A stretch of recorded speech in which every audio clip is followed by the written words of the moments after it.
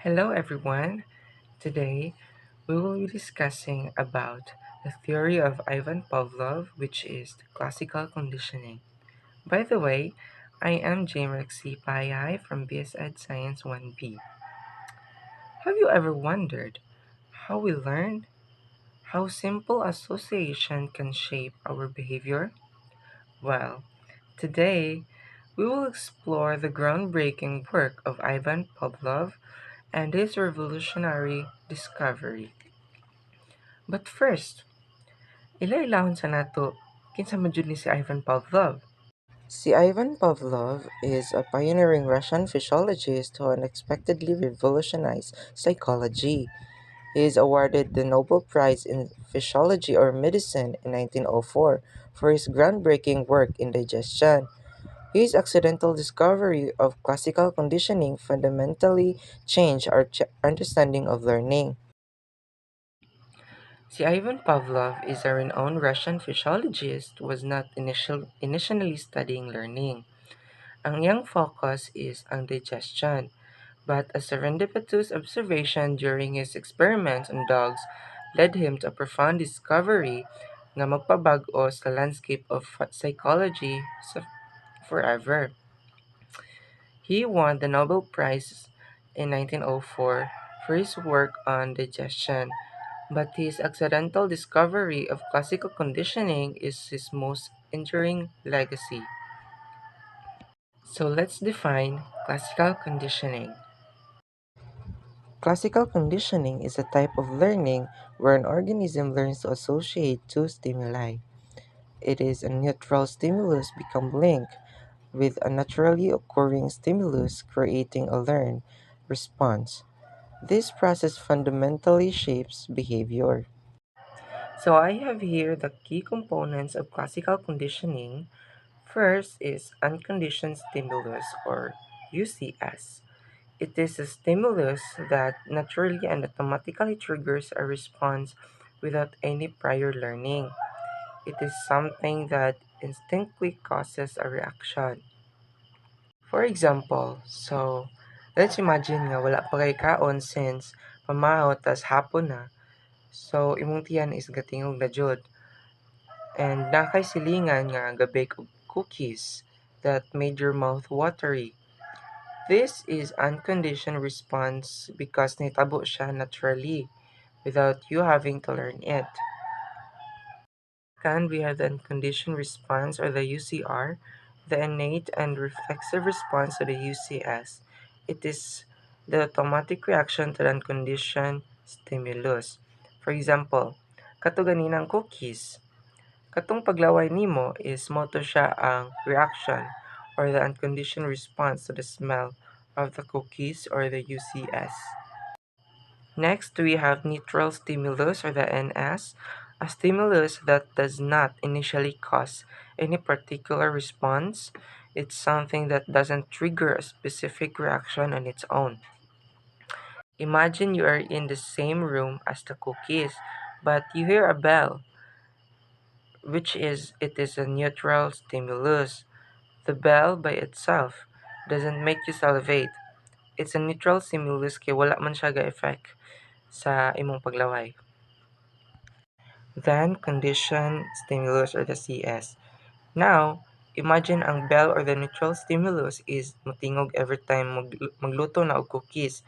After sa pila ka repeat, if ever ang bell na lang motingog bisag wala na galuto og cookies, still it will make your mouth watery. Last but not the least is the conditioned response or the CR. In the example atong sa conditioned stimulus, the salivation or katong paglaway nimo is response to the bell. In the conditioned response, maka-learn ka nga even wala na present ang cookies but motingog gyapon ang bell, it still maglaway gyapon ka or mag-water gyapon ang imong baba. What you see here is the classical experiment of Ivan Pavlov. You can see here a bone which represents the food in unconditioned stimulus. Dog as it salivate in the unconditioned response and a bell which represents a conditioned stimulus. First, Ivan Pavlov served a food to the dog. Then he served food while ringing a bell and repeated the process a few times. Finally, he removed the food and only rang the bell. The dog began to salivate in response to the bell alone. Pavlov concluded that if a new stimulus was present when the dog was given food, then the stimulus became associated with food and caused salivation on its own. Extinction and spontaneous recovery. Extinction, weakening of this conditioned response when the conditioned stimulus is repeatedly presented without the UCS. Extinction is the gradually weakening and eventual disappearance of conditioned response when the conditioned stimulus or the CS is repeatedly presented without the unconditioned stimulus or the UCS. Example, katong cookies Japon. The bell was paired with the cookies or the UCS, causing salivation. If magbell nga magbell Japon with the cookies, the salivation response would be gradually decrease. Number two, spontaneous recovery is the reappearance of a previously extinguished condition response after a period of rest or time delay. Example, imagine successful na ang pag-extinguish sa salivation response atong bell sa katong example. After sa pila ka weeks nga wala nakadungog sa bell dayon nitingog ra galit, you might find yourself salivating again even though wala na nag-trigger ang bell sa response. Ang generalization sa classical conditioning is like expanding the learning to include the similar stimuli.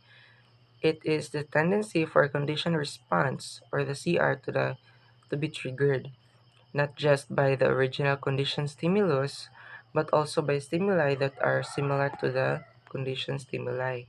Example, gitrain nimo ang iro to salivate at the sound of a specific bell. And generalization niya is the dog now salivates not only to the exact bell but also to the bells that sound slightly different. Ang discrimination pod is opposite siya sa generalization. It is the ability to tell the difference between the original conditioned stimulus and other stimuli that are not paired with unconditioned stimulus. Example, the dog salivates to the specific bell sound because it has been paired with food. Ang discrimination niya is the dog wants to only salivate to that specific bell sound and not to other similar sounds like a different bell or whistle. So that's it. That will be the end of our discussion. Thank you so much for listening.